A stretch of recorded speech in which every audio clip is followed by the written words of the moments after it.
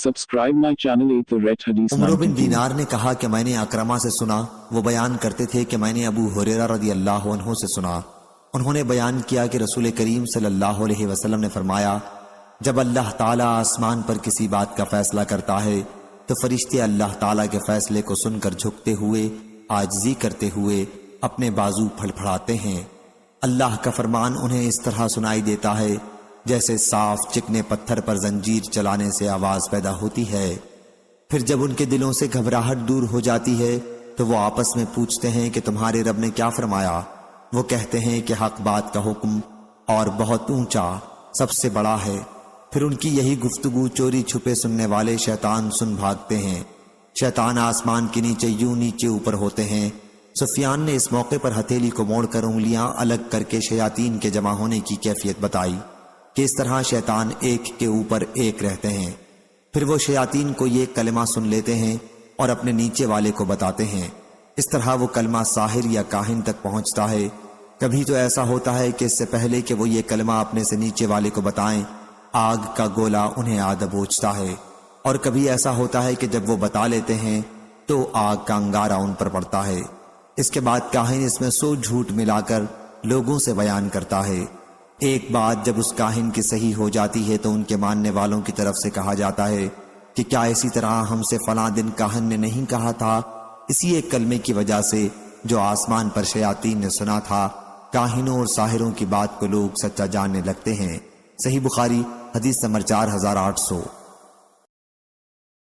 हजरत इब्ने अब्बास रदी अल्लाह अन्हु ने बयान किया कि एक दिन रसूलुल्लाह सल्लल्लाहु अलैहि वसल्लम सफ़ा पहाड़ी पर चढ़े और पुकारा, या सबाहा, लोगो दौड़ो। इस आवाज पर कुरैश जमा हो गए और पूछा, क्या बात है।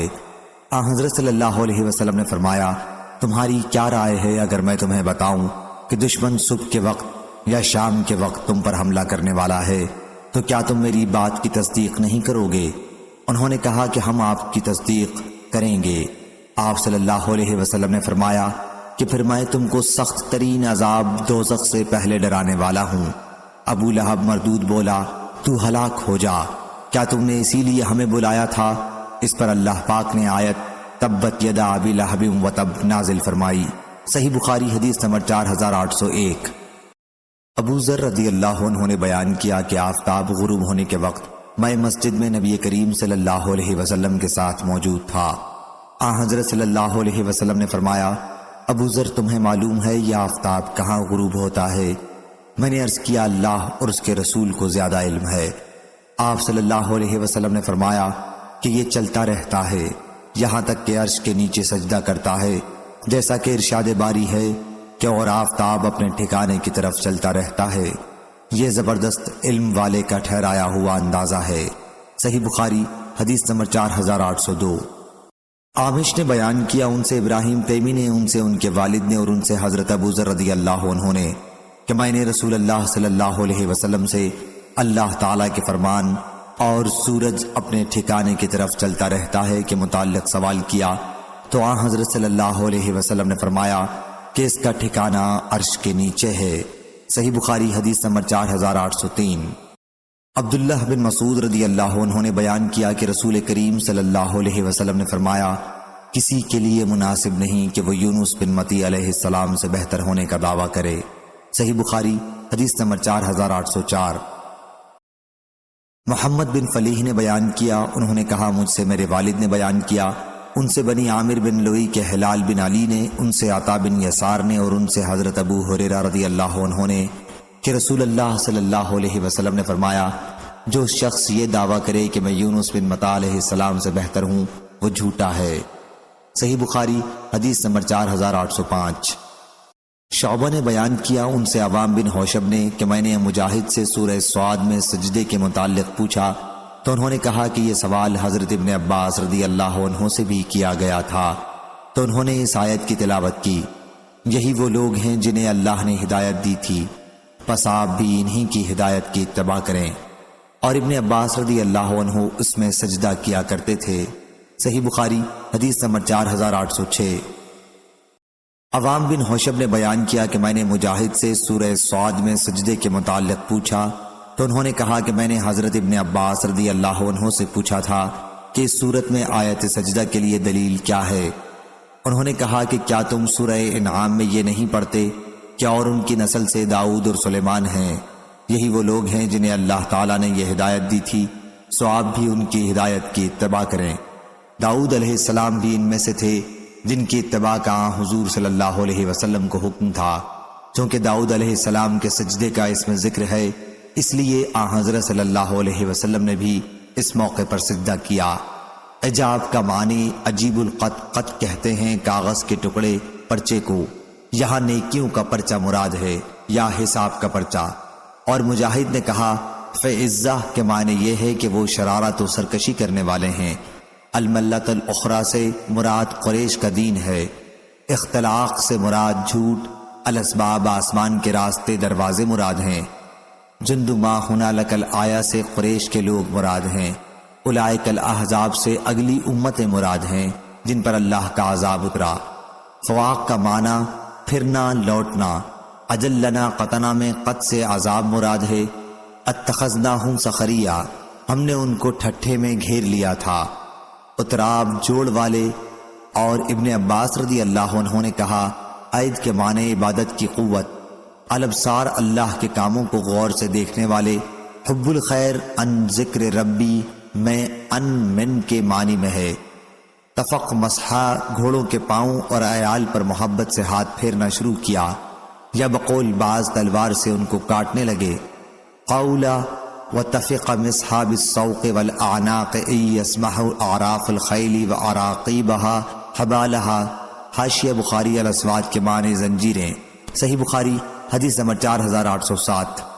حضرت ابو ہریرہ رضی اللہ عنہ نے بیان کیا کہ رسول اللہ صلی اللہ علیہ وسلم نے فرمایا گزشتہ رات ایک سرکش جن اچانک میرے پاس آیا، یا اسی طرح کا کلمہ آپ صلی اللہ علیہ وسلم نے فرمایا تاکہ میری نماز خراب کرے، لیکن اللہ تعالیٰ نے مجھے اس پر قدرت دے دی اور میں نے سوچا کہ اسے مسجد کے ستونوں سے باندھ دوں تاکہ صبح کے وقت تم سب لوگ بھی اسے دیکھ سکو۔ پھر مجھ کو اپنے بھائی سلیمان علیہ السلام کی دعا یاد آ گئی کہ اے میرے رب مجھے ایسی سلطنت دے کہ میرے بعد کسی کو میسر نہ ہو۔ روح نے کہا کہ حضرت صلی اللہ علیہ وسلم نے اس جن کو ذلت کے ساتھ بھگا دیا۔ صحیح بخاری حدیث نمبر 4808۔ جریر نے بیان کیا، ان سے عامش نے، ان سے ابو الدحیٰ نے، ان سے مسروق نے کہ ہم عبداللہ بن مسعود رضی اللہ عنہ کی خدمت میں حاضر ہوئے۔ انہوں نے کہا اے لوگو، جس شخص کو کسی چیز کا علم ہو تو وہ اسے بیان کرے، اگر علم نہ ہو تو کہے کہ اللہ ہی کو زیادہ علم ہے، کیونکہ یہ بھی علم ہی ہے کہ جو چیز نہ جانتا ہو اس کے متعلق کہہ دے کہ اللہ ہی زیادہ جاننے والا ہے۔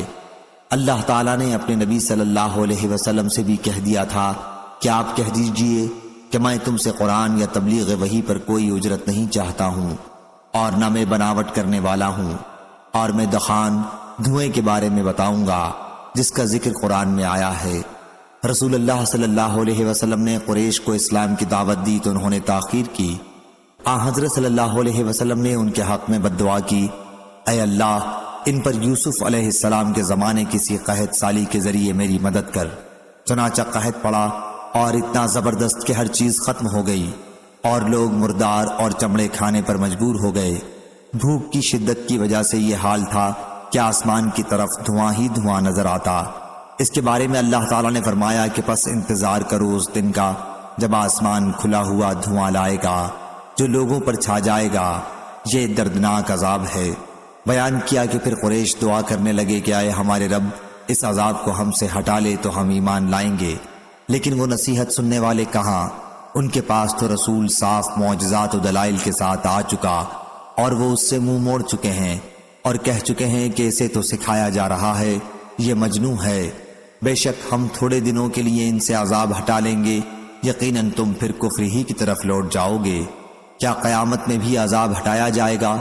ابن مسعود رضی اللہ عنہ نے بیان کیا کہ پھر یہ عذاب تو ان سے دور کر دیا گیا، لیکن جب وہ دوبارہ کفر میں مبتلا ہو گئے تو جنگ بدر میں اللہ نے انہیں پکڑا۔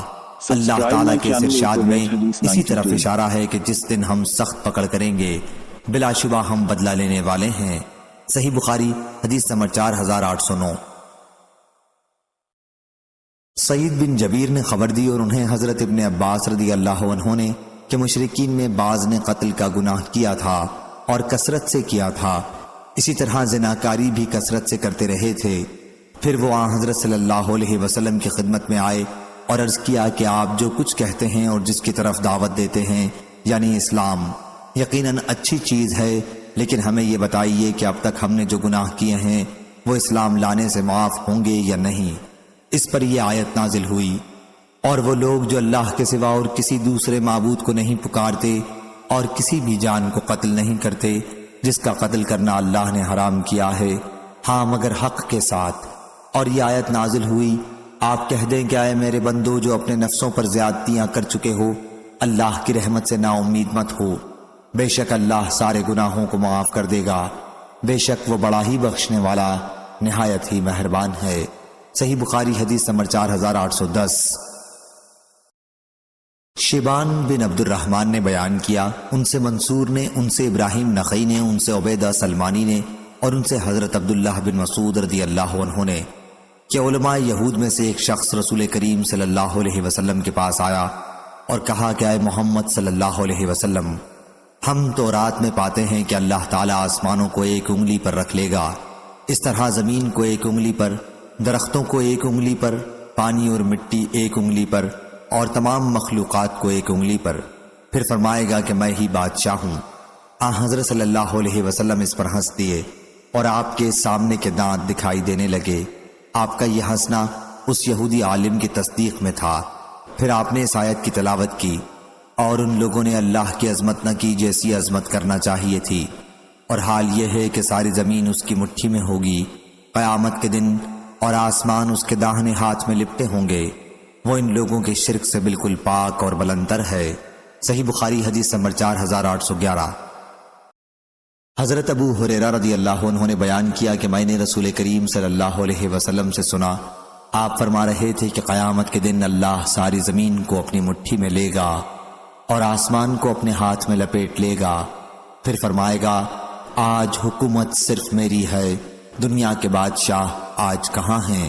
صحیح بخاری حدیث نمبر 4812۔ عبد الرحیم نے خبر دی، انہیں زکریا بن ابی زائد نے، انہیں عامر نے، اور ان سے حضرت ابو ہریرہ رضی اللہ عنہ نے کہ نبی کریم صلی اللہ علیہ وسلم نے فرمایا، آخری مرتبہ سور پھونکے جانے کے بعد سب سے پہلے اپنا سر اٹھانے والا میں ہوں گا، لیکن اس وقت میں حضرت موسیٰ علیہ السلام کو دیکھوں گا کہ عرش کے ساتھ لپٹے ہوئے ہیں۔ اب مجھے نہیں معلوم کہ وہ پہلے ہی اسی طرح تھے یا دوسرے سور کے بعد مجھ سے پہلے اٹھ کر عرش الہی کو تھام لیں گے۔ صحیح بخاری حدیث نمبر 4813۔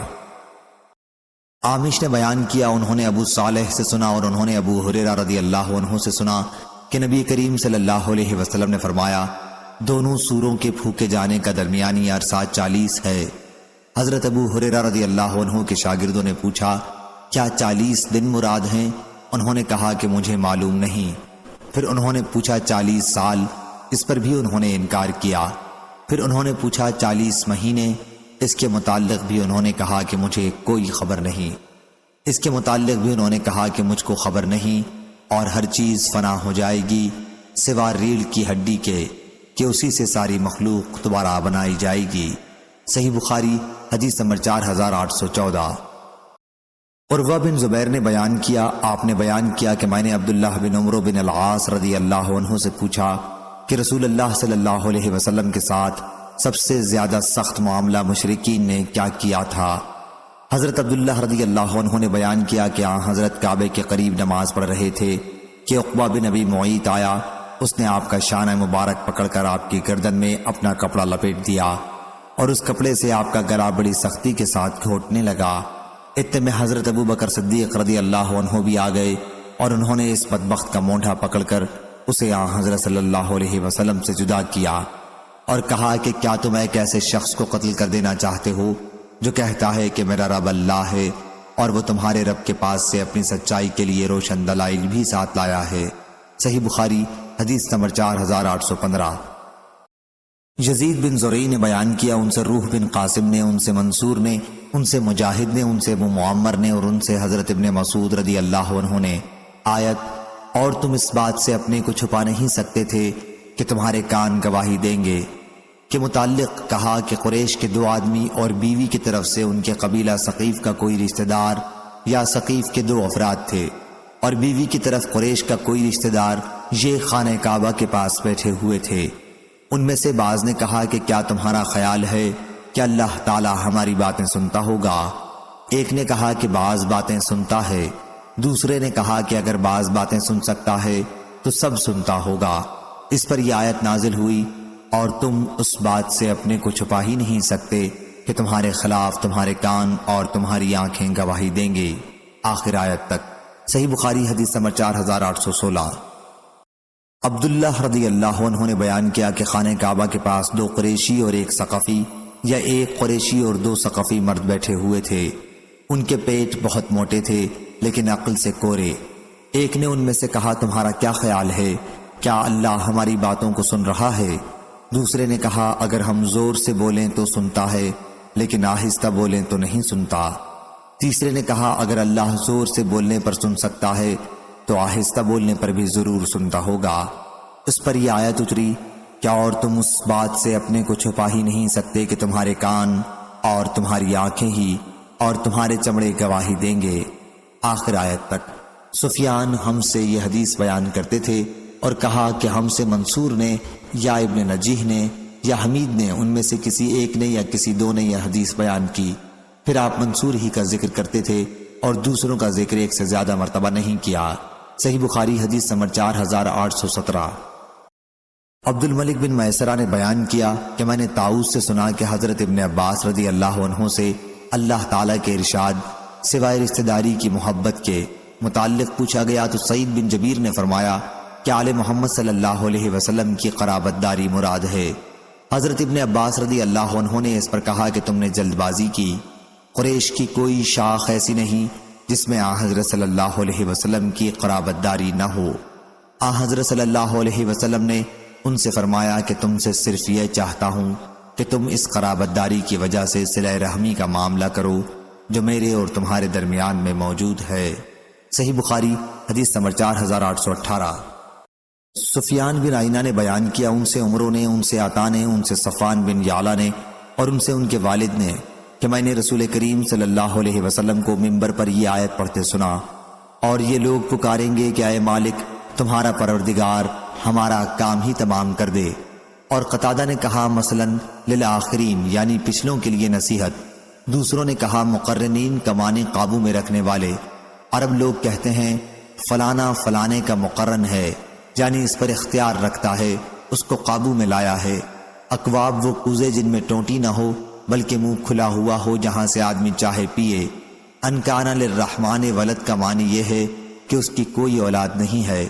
اس صورت میں ان نافیہ ہے، عابدین سے عانفین مراد ہے، یعنی سب سے پہلے میں اس سے عار کرتا ہوں۔ اس میں 2 لغت ہیں، عابد و عبد، اور حضرت عبداللہ بن مسعود رضی اللہ عنہ نے اس کو وقال الرسول یا رب پڑھا ہے۔ اول العابدین کے معنی سب سے پہلا انکار کرنے والا، یعنی اگر خدا کی اولاد ثابت کرتے ہو تو میں اس کا سب سے پہلا انکاری ہوں۔ اس صورت میں عابدین باب عبد یا عبد سے آئے گا۔ اور قتادہ نے کہا فی الکتاب کا معنی یہ ہے کہ مجموعی کتاب اور اصل کتاب یعنی لوح محفوظ میں۔ صحیح بخاری حدیث نمبر 4819۔ عبدان نے بیان کیا، ان سے ابو حمزہ نے، ان سے عامش نے، ان سے مسلم نے، ان سے مسروق نے اور ان سے عبداللہ بن مسعود رضی اللہ عنہ نے کہ قیامت کی 5 علامتیں گزر چکی ہیں، الدخان دھواں، الروم غلبہ روم، القمر چاند کا ٹکڑے ہونا، البطشہ پکڑ، اور اللزام ہلاکت اور قید۔ صحیح بخاری حدیث نمبر 4820۔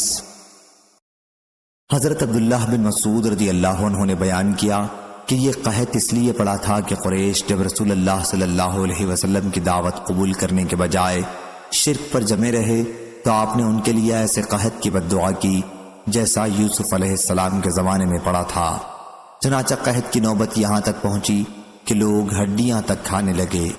لوگ آسمان کی طرف نظر اٹھاتے لیکن بھوک اور فاقے کی شدت کی وجہ سے دھوئیں کے سوا اور کچھ نظر نہ آتا۔ اسی کے متعلق اللہ تعالیٰ نے یہ آیت نازل کی، تو آپ انتظار کریں اس روز کا جب آسمان کی طرف سے نظر آنے والا دھواں پیدا ہو جو لوگوں پر چھا جائے، یہ ایک دردناک عذاب ہوگا۔ بیان کیا کہ پھر ایک صحابہ حضرت صلی اللہ علیہ وسلم کی خدمت میں حاضر ہوئے اور عرض کی یا رسول اللہ صلی اللہ علیہ وسلم، قبیلہ مضر کے لیے بارش کی دعا کیجیے کہ وہ برباد ہو چکے ہیں۔ حضرت صلی اللہ علیہ وسلم نے فرمایا، مضر کے حق میں دعا کے لیے کہتے ہو، تم بڑے جری ہو۔ آخر حضرت صلی اللہ علیہ وسلم نے ان کے لیے دعا فرمائی اور بارش ہوئی۔ اس پر آیت انکم عائدون نازل ہوئی، یعنی اگرچہ تم نے ایمان کا وعدہ کیا ہے لیکن تم کفر کی طرف پھر لوٹ جاؤ گے۔ چنانچہ جب پھر ان میں خوشحالی ہوئی تو شرک کی طرف لوٹ گئے اور اپنے ایمان کے وعدے کو بھلا دیا، جس پر اللہ تعالیٰ نے یہ آیت نازل کی، جس روز ہم بڑی سخت پکڑ پکڑیں گے اس روز ہم پورا بدلہ لے لیں گے۔ بیان کیا اس آیت سے مراد بدر کی لڑائی ہے۔ صحیح بخاری حدیث نمبر 4821۔ مسروق نے بیان کیا کہ میں عبداللہ بن مسعود رضی اللہ عنہ کی خدمت میں حاضر ہوا۔ انہوں نے کہا کہ یہ بھی علم ہی ہے کہ تمہیں اگر کوئی بات معلوم نہیں ہے تو اس کے متعلق یوں کہہ دو کہ اللہ ہی زیادہ جاننے والا ہے۔ اللہ تعالیٰ نے اپنے نبی صلی اللہ علیہ وسلم سے فرمایا کہ آپ اپنی قوم سے کہہ دیں کہ میں تم سے کسی اجرت کا طالب نہیں ہوں اور نہ میں بناوٹی باتیں کرتا ہوں۔ جب قریش حضور اکرم صلی اللہ علیہ وسلم کو تکلیف پہنچانے اور آپ صلی اللہ علیہ وسلم کے ساتھ معاندانہ روش میں برابر بڑھتے رہے تو آپ صلی اللہ علیہ وسلم نے ان کے لیے بد دعا کی کہ اے اللہ، ان کے خلاف میری مدد ایسے قحط کے ذریعے کر جیسا کہ یوسف علیہ السلام کے زمانے میں پڑا تھا۔ چنانچہ قحط پڑا اور بھوک کی شدت کا یہ حال ہوا کہ لوگ ہڈیاں اور مردار کھانے لگ گئے۔ لوگ آسمان کی طرف دیکھتے تھے لیکن فاقے کی وجہ سے دھوئیں کے سوا اور کچھ نظر نہ آتا۔ آخر انہوں نے کہا کہ اے ہمارے پروردگار، ہم سے اس عذاب کو دور کر، ہم ضرور ایمان لے آئیں گے۔ لیکن اللہ تعالیٰ نے ان سے کہہ دیا تھا کہ اگر ہم نے یہ عذاب دور کر دیا تو پھر بھی تم اپنی پہلی حالت پر لوٹ آؤ گے۔ حضرت صلی اللہ علیہ وسلم نے ان کے حق میں دعا کی اور یہ عذاب ان سے ہٹ گیا، لیکن وہ پھر بھی کفر و شرک پر ہی جمے رہے۔ اس کا بدلہ اللہ تعالیٰ نے بدر کی لڑائی میں لیا۔ یہی واقعہ آیت یوم تاتی السماء بدخان مبین آخر تک میں بیان ہوا ہے۔ صحیح بخاری حدیث نمبر 4822۔ مسروق نے بیان کیا کہ میں عبداللہ بن مسعود رضی اللہ عنہ کی خدمت میں حاضر ہوا۔ انہوں نے فرمایا کہ جب نبی کریم صلی اللہ علیہ وسلم نے قریش کو اسلام کی دعوت دی تو انہوں نے آپ کو جھٹلایا اور آپ کے ساتھ سرکشی کی۔ حضرت صلی اللہ علیہ وسلم نے ان کے لیے بد دعا کی کہ اے اللہ، میری ان کے خلاف یوسف علیہ السلام جیسے قحط کے ذریعے مدد فرما۔ چنانچہ قحط پڑا اور ہر چیز ختم ہو گئی۔ لوگ مردار کھانے لگے۔ کوئی شخص کھڑا ہو کر آسمان کی طرف دیکھتا تو بھوک اور فاقے کی وجہ سے آسمان اور اس کے درمیان دھواں ہی دھواں نظر آتا۔ پھر آپ نے اس آیت کی تلاوت شروع کی، تو آپ انتظار کریں اس روز کا جب آسمان کی طرف سے نظر آنے والا ایک دھواں پیدا ہو جو لوگوں پر چھا جائے۔ یہ ایک دردناک عذاب ہوگا، بے شک ہم چندے اس عذاب کو ہٹا لیں گے اور تم بھی اپنی پہلی حالت پر لوٹ آؤ گے۔ عبداللہ بن مسعود رضی اللہ عنہ نے فرمایا، کیا قیامت کے عذاب سے بھی وہ بچ سکیں گے؟ فرمایا کہ سخت پکڑ بدر کی لڑائی میں ہوئی تھی۔ صحیح بخاری حدیث نمبر 4823۔ حضرت عبداللہ بن مسعود رضی اللہ عنہ نے کہا کہ اللہ تعالیٰ نے محمد صلی اللہ علیہ وسلم کو مبعوث کیا اور آپ نے فرمایا، کہہ دو کہ میں تم سے کسی اجر کا طالب نہیں ہوں اور نہ میں بناوٹی باتیں کرنے والوں میں سے ہوں۔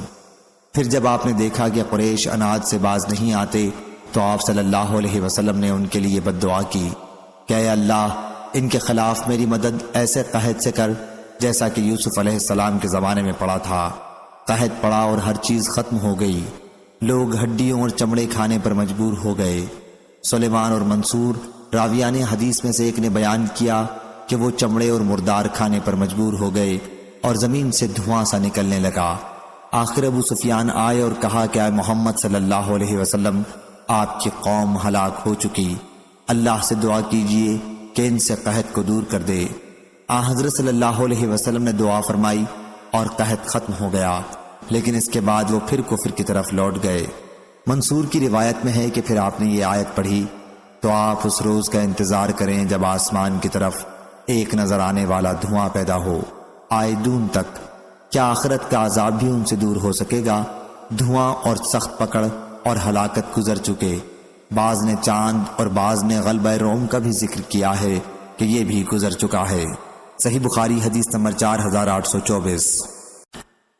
وکیع نے بیان کیا، ان سے عامش نے، ان سے مسلم نے، ان سے مسروق نے اور ان سے عبداللہ رضی اللہ عنہ نے بیان کیا کہ 5 قرآن مجید کی پیشین گوئیاں گزر چکی ہیں: لزام، بدر کی لڑائی کی ہلاکت، الروم، غلبہ روم، البطشہ، سخت پکڑ، القمر، چاند کے ٹکڑے ہونا، اور الدخان، دھواں، شدت فاقہ کی وجہ سے۔ صحیح بخاری حدیث نمبر 4825۔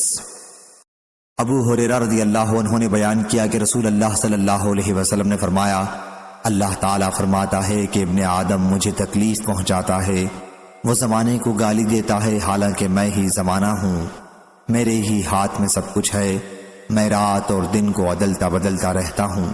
صحیح بخاری حدیث نمبر 4826۔ یوسف بن ماہک نے بیان کیا کہ مروان کو حضرت معاویہ رضی اللہ عنہ نے حجاز کا امیر گورنر بنایا تھا۔ اس نے ایک موقع پر خطبہ دیا اور خطبے میں یزید بن معاویہ کا بار بار ذکر کیا تاکہ اس کے والد حضرت معاویہ رضی اللہ عنہ کے بعد اس سے لوگ بیعت کریں۔ اس پر عبد الرحمن بن ابی بکر رضی اللہ عنہ نے اعتراضاً کچھ فرمایا۔ مروان نے کہا، اسے پکڑ لو۔ عبد الرحمن اپنی بہن حضرت عائشہ رضی اللہ عنہا کے گھر میں چلے گئے تو وہ لوگ پکڑ نہیں سکے۔ اس پر مروان بولا کہ اسی شخص کے بارے میں قرآن کی آیت نازل ہوئی تھی کہ اور جس شخص نے اپنے ماں باپ سے کہا کہ تف ہے تم پر، کیا تم مجھے خبر دیتے ہو؟ اس پر عائشہ رضی اللہ عنہا نے کہا کہ ہمارے آل ابی بکر کے بارے میں اللہ تعالیٰ نے کوئی آیت نازل نہیں کی، بلکہ تہمت سے میری برأت ضرور نازل کی تھی۔ صحیح بخاری حدیث نمبر 4827۔ ابو نضر نے بیان کیا، ان سے سلیمان بن یسار نے اور ان سے نبی کریم صلی اللہ علیہ وسلم کی زوجہ مطہرہ حضرت عائشہ رضی اللہ عنہا نے بیان کیا کہ میں نے نبی کریم صلی اللہ علیہ وسلم کو کبھی اس طرح ہنستے نہیں دیکھا کہ آپ کے حلق کا کوا نظر آ جائے، بلکہ آپ تبسم فرمایا کرتے تھے۔ بیان کیا کہ جب بھی آپ بادل یا ہوا دیکھتے تو گھبراہٹ اور اللہ کا خوف آپ کے چہرے مبارک سے پہچان لیا جاتا۔ صحیح بخاری حدیث نمبر 4828۔ ام المومنین حضرت عائشہ صدیقہ رضی اللہ عنہا نے حضرت صلی اللہ علیہ وسلم سے عرض کیا کہ یا رسول اللہ صلی اللہ علیہ وسلم، جب لوگ بادل دیکھتے ہیں تو خوش ہوتے ہیں کہ اس سے بارش برسے گی، لیکن اس کے برخلاف آپ کو میں دیکھتی ہوں کہ جب آپ بادل دیکھتے ہیں تو ناگواری کا اثر آپ کے چہرے پر نمایاں ہو جاتا ہے۔ آپ صلی اللہ علیہ وسلم نے فرمایا، اے عائشہ، کیا ضمانت ہے کہ اس میں عذاب نہ ہو؟ ایک قوم عاد پر ہوا کا عذاب آیا تھا، انہوں نے جب عذاب دیکھا تو بولے کہ یہ تو بادل ہے جو ہم پر برسے گا۔ صحیح بخاری حدیث نمبر 4829۔ حضرت ابو ہریرہ رضی اللہ عنہ نے بیان کیا کہ نبی کریم صلی اللہ علیہ وسلم نے فرمایا، اللہ تعالیٰ نے مخلوق پیدا کی، جب وہ اس کی پیدائش سے فارغ ہوا تو رحم نے کھڑے ہو کر رحم کرنے والے اللہ کے دامن میں پناہ لی۔ اللہ تعالیٰ نے اس سے فرمایا کہ تجھے یہ پسند نہیں کہ جو تجھ کو جوڑے میں بھی اسے جوڑوں، اور جو تجھے توڑے میں بھی اسے توڑوں۔ رحم نے عرض کیا، ہاں میرے رب۔ اللہ تعالیٰ نے فرمایا، پھر ایسا ہی ہوگا۔ حضرت ابو ہریرہ رضی اللہ عنہ نے کہا کہ اگر تمہارا جی چاہے تو یہ آیت پڑھ لو، اگر تم کنارہ کش رہو تو آیا تم کو یہ احتمال بھی ہے کہ تم لوگ دین میں فساد مچا دو گے اور آپس میں قطع تعلق کر لو گے۔ صحیح بخاری حدیث نمبر 4830۔ ابو الحباب سعید بن یسار نے بیان کیا اور ان سے حضرت ابو ہریرہ رضی اللہ عنہ نے سابقہ حدیث کی طرح۔ پھر ابو ہریرہ رضی اللہ عنہ نے بیان کیا کہ رسول اللہ صلی اللہ علیہ وسلم نے فرمایا کہ اگر تمہارا جی چاہے تو آیت اگر تم کنارہ کش رہو پڑھ لو۔ صحیح بخاری حدیث نمبر 4831۔ معاویہ بن ابی مزرد نے خبر دی سابقہ کی حدیث کی طرح، اور یہ کہ ابو ہریرہ رضی اللہ عنہ نے بیان کیا رسول اللہ صلی اللہ علیہ وسلم نے فرمایا، اگر تمہارا جی چاہے تو آیت اگر تم کنارہ کش رہو پڑھ لو۔ صحیح بخاری حدیث نمبر 4832۔ عبداللہ بن مسلمہ نے بیان کیا، ان سے امام مالک نے، ان سے زید بن اسلم نے، ان سے ان کے والد نے کہ رسول اللہ صلی اللہ علیہ وسلم ایک سفر میں جا رہے تھے۔ حضرت عمر رضی اللہ عنہ بھی آپ کے ساتھ تھے۔ رات کا وقت تھا۔ حضرت عمر بن خطاب رضی اللہ عنہ نے سوال کیا، لیکن حضور اکرم صلی اللہ علیہ وسلم نے کوئی جواب نہیں دیا۔ پھر انہوں نے سوال کیا، اور اس مرتبہ بھی آپ صلی اللہ علیہ وسلم نے جواب نہیں دیا۔ تیسری مرتبہ بھی انہوں نے سوال کیا لیکن آپ صلی اللہ علیہ وسلم نے جواب نہیں دیا۔ اس پر حضرت عمر رضی اللہ عنہ نے کہا، عمر کی ماں اسے روئے، حضرت صلی اللہ علیہ وسلم سے تم نے 3 مرتبہ سوال میں اصرار کیا لیکن حضرت صلی اللہ علیہ وسلم نے تمہیں کسی مرتبہ جواب نہیں دیا۔ حضرت عمر رضی اللہ عنہ نے بیان کیا کہ پھر میں نے اپنے اونٹ کو حرکت دی اور لوگوں سے آگے بڑھ گیا۔ مجھے خوف تھا کہ کہیں میرے بارے میں قرآن مجید کی آیت نہ نازل ہو۔ Subscribe my channel ابھی for تھوڑی ہی Red دیر Hadith ہوئی تھی 92 کہ ایک پکارنے والے کی آواز میں نے سنی جو مجھے ہی پکار رہا تھا۔ میں نے کہا کہ مجھے تو خوف تھا ہی کہ میرے بارے میں کوئی آیت نہ نازل ہو جائے۔ میں حضرت صلی اللہ علیہ وسلم کی خدمت میں حاضر ہوا اور سلام کیا۔ حضرت صلی اللہ علیہ وسلم نے فرمایا کہ مجھ پر آج رات ایک سورت نازل ہوئی ہے جو مجھے اس ساری کائنات سے زیادہ عزیز ہے جس پر سورج طلوع ہوتا ہے۔ پھر آپ صلی اللہ علیہ وسلم نے سورہ فتح کی تلاوت فرمائی۔ صحیح بخاری حدیث نمبر 4833۔ شعبہ نے بیان کیا، انہوں نے قتادہ سے سنا اور ان سے حضرت انس رضی اللہ عنہ نے بیان کیا کہ سورہ فتح صلح حدیبیہ کے بارے میں نازل ہوئی تھی۔ صحیح بخاری حدیث نمبر 4834۔ حضرت عبداللہ ابن مغفل رضی اللہ عنہ نے بیان کیا کہ رسول اللہ صلی اللہ علیہ وسلم نے فتح مکہ کے دن سورہ فتح خوب خوشالحانی سے پڑھی۔ معاویہ بن قرہ نے کہا کہ اگر میں چاہوں کہ تمہارے سامنے حضرت صلی اللہ علیہ وسلم کی اس موقع پر طرز قرأت کی نقل کروں تو کر سکتا ہوں۔ صحیح بخاری حدیث نمبر 4835۔ زیاد نے بیان کیا اور انہوں نے مغیرہ بن شعبہ رضی اللہ عنہ سے سنا کہ رسول اللہ صلی اللہ علیہ وسلم نماز میں رات بھر کھڑے رہے یہاں تک کہ آپ کے دونوں پاؤں سوج گئے۔ آپ صلی اللہ علیہ وسلم سے عرض کیا گیا کہ اللہ تعالیٰ نے تو آپ کی اگلی پچھلی تمام خطائیں معاف کر دی ہیں۔ حضرت صلی اللہ علیہ وسلم نے فرمایا، کیا میں شکر گزار بندہ نہ بنوں؟ صحیح بخاری حدیث نمبر 4836۔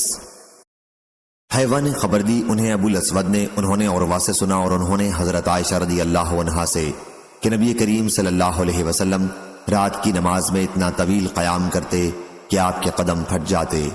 حضرت عائشہ رضی اللہ عنہا نے ایک مرتبہ عرض کیا کہ یا رسول اللہ صلی اللہ علیہ وسلم، آپ اتنی زیادہ مشقت کیوں اٹھاتے ہیں؟ اللہ تعالیٰ نے تو آپ کی اگلی پچھلی خطائیں معاف کر دی ہیں۔ آپ نے فرمایا، کیا پھر میں شکر گزار بندہ بننا پسند نہ کروں؟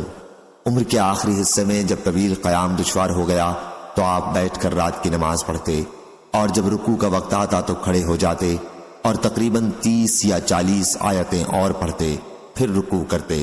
صحیح بخاری حدیث نمبر 4837۔ عبدالعزیز بن ابی سلمہ رضی اللہ عنہ نے بیان کیا، ان سے ہلال بن ابی ہلال نے، ان سے عطا بن یسار نے اور ان سے عبداللہ بن عمرو بن عاص رضی اللہ عنہ نے کہ یہ آیت جو قرآن میں ہے، اے نبی بے شک ہم نے آپ کو گواہی دینے والا اور ڈرانے والا بنا کر بھیجا ہے۔ تو حضرت صلی اللہ علیہ وسلم کے متعلق یہی اللہ تعالیٰ نے توریت میں بھی فرمایا تھا، اے نبی بے شک ہم نے آپ کو گواہی دینے والا اور بشارت دینے والا اور ان پڑھوں عربوں کی حفاظت کرنے والا بنا کر بھیجا ہے۔ آپ میرے بندے ہیں اور میرے رسول ہیں، میں نے آپ کا نام متوکل رکھا۔ آپ نہ بدخو ہیں اور نہ سخت دل اور نہ بازاروں میں شور کرنے والے اور نہ وہ برائی کا بدلہ برائی سے دیں گے بلکہ معافی اور درگزر سے کام لیں گے، اور اللہ ان کی روح اس وقت تک قبض نہیں کرے گا جب تک کہ وہ کج قوم عربی کو سیدھا نہ کر لیں، یعنی جب تک وہ ان سے لا الہ الا اللہ کا اقرار نہ کرا لیں۔ پس اس کلمہ توحید کے ذریعے وہ اندھی آنکھوں کو اور بہرے کانوں کو اور پردہ پڑے ہوئے دلوں کو کھول دیں گے۔